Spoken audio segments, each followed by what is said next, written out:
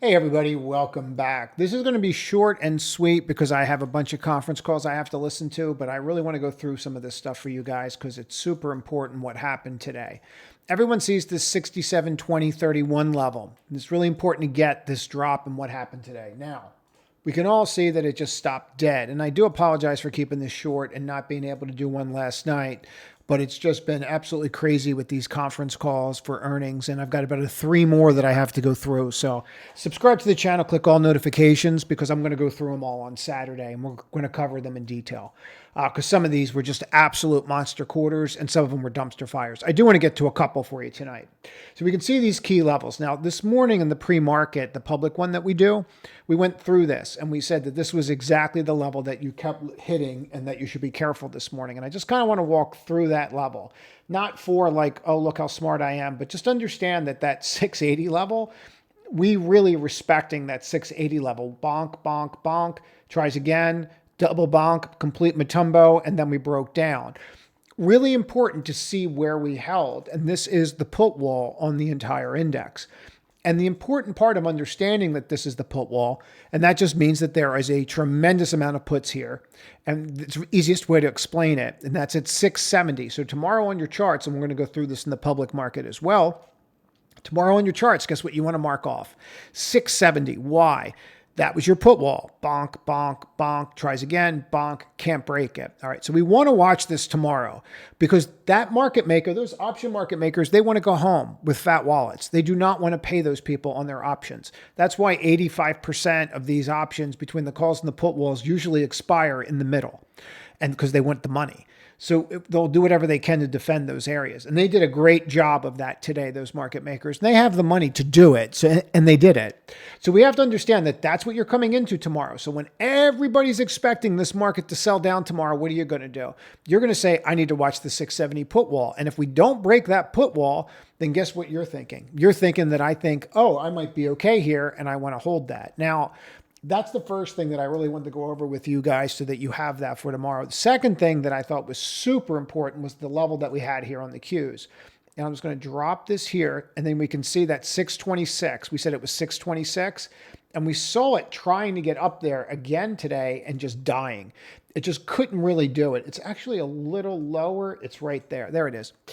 And you couldn't really get through those levels. Complete bonk on Tuesday, and then the double bonk between Wednesday and then the Thursday bonk, and then down you go.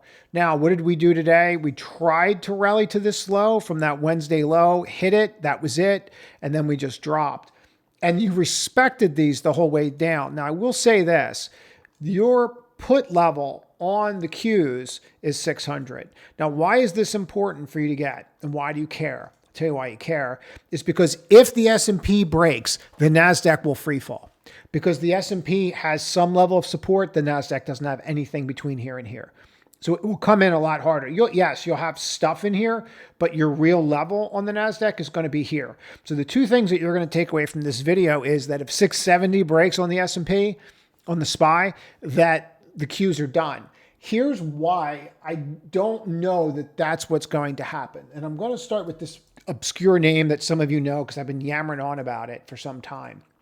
And maybe it's not so obscure to some of you. But one of the most important things about this is SanDisk. And this is your whole DRAM space, your memory space.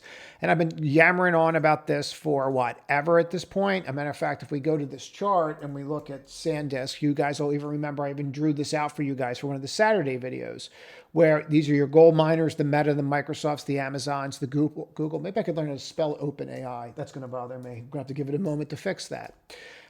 To your gold mining tools, the Oracles, the AMD, right? These are the tools that you would go to mine to your mine to go mine the gold. Data centers are the physicality buildings. You're going to need power, which would be your uranium, electricity. And then you have your banks. And then you'd have your tellers at your banks who are going to have the memory to remember where the deposits are and the storage of said, right? So the storage is your STX, WDC, and then the bank teller is MU, SNDK, right? We did a trade up here, and I'm not going to clean all that off. So what I'm going to do for those that ask is I'm just going to go here where I hide all the drawings for a second. You're going to see that we're up. Tonight they came and basically said, we are sold out to the end of 26. And we're starting to do allocations This was their exact words. I would listen to this conference call. We're going to do allocations out on 27. So they already know that they are booked out and completely 100% booked out. Super important to get this. When you went out after hours and we look at this, wait do you see how this thing was moving? You went up to 2:30 already, and Dennis's favorite time of day, and you're trying to get through that level. How this acts tomorrow and how we trade, you never know. But gross margins were up over 900 basis points. So they went from 30s to 40s. Okay, this is really big. And people say, well, it moved a lot. All right, it moved a lot. Okay, you're doing $1.22 here, and they're coming out and saying gross margins are up and we're completely sold out of capacity for 26. Like, you don't even have to worry if they're going to beat, right? So you start understanding that they're raising their prices and raising their prices. I'm not saying that you're not going to have volatility. You're going to have a lot of volatility, and you're starting to see that. But today's volatility was predicated upon something with OpenAI where they came out and said, oh, by the way, yeah, we would love to have some kind of grant and backstop by the government on our debt. Well, yeah, me too. So, that doesn't really work for public business. And when they said that, people got worried about capital expenditures. That's why these names all sold down today, because everyone's like, wait a minute, this is a house of cards. You got these guys that think that the reason that they're going to be able to do this, and you saw with all these names, like OpenAI killed all these names today because everyone was worried about CapEx. Meaning Oracle came in, Google came in, Microsoft came in. They all came in because people are looking at this going, you can't afford to do what you're talking about. You want to lower your cost to borrow because you need a lower cost to borrow. Well, if you get a lower cost to borrow, what about Anthropic? Are they going to get a lower cost to borrow, or is the government supposed to pick winners now? I don't want your political comments in the feed. But here's where I'm going with this. The government's not going to do that. So then people panicked and said, well, what's going to happen here? And this is where I'm going with it. They sold these names because of this. Later in the day, Altman, and I'll go through this on Saturday, issued a statement very clear that, that was taken out of context. And I think because it went over so poorly. I don't know what the agenda was with that comment. I do know that I'm showing you the Mag 7 with the Amazon and everything selling down.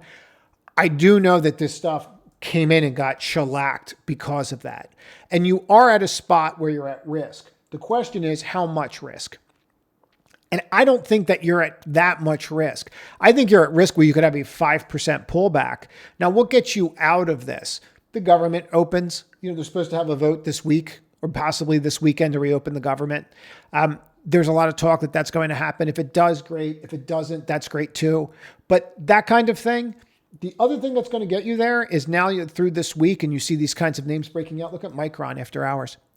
When you start to see these kinds of names moving on numbers like this, there's a tremendous amount of money that's going to flow into these. So you want to watch those two key levels. The other thing that I would just point out, and I don't really have to spend a lot of time on today, I don't think that that's really where I should go with the time that we have. Where I think we should go with the minimum time that we have is to just look at the earnings for a second. I just want to show this. I'm going to get rid of Friday, and I want to go through a couple here. Obviously, Open, he stood in front of Drake's house, and that didn't work. So maybe he'll go stand out there with the sign again. But if we start going through like IREN, I would listen to this call. And I understand that this thing's up a lot. I get it, guys. I understand these things have moved a lot. And I'm not talking about today or tomorrow, but I'm talking about in general. Go and listen to this conference call tonight. This conference call was so packed, people couldn't get on it. The site kept crashing.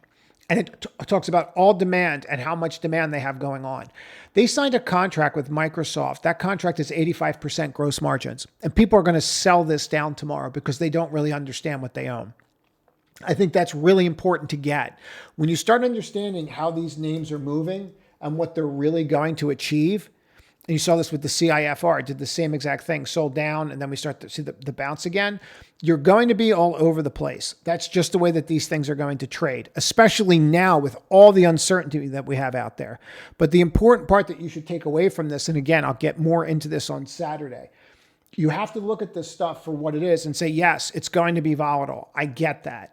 And of course, anything from 78 to 66, you have to worry about your position sizes, right? You just went from 75 to 48. You can't eat solid food and your hair's falling out if your size is too big.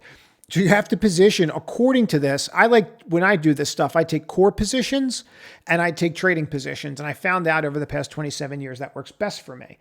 But what I would do is I would really think about this from this standpoint. And this is the standpoint that I'm talking about. And I'm going to do it. I'm going to draw the stool.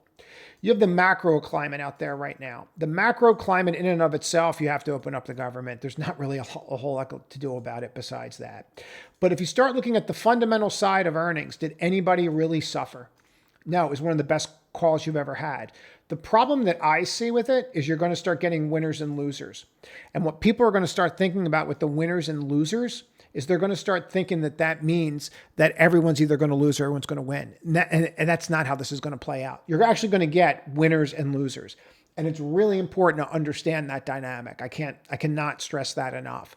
And I would, if you have the time, I would listen to the Arete conference call, and I would certainly listen to the SanDisk conference call, because that's going to show you the kind of demand that's in the market. If you are trying to get into the community, you received a letter yesterday and the day before. If you're on the wait list, that whole batch that went out, there's about 3 days left to get into the community. And then most likely, based upon the demand that I've seen so far, it's probably going to shut down until 2026. That's it.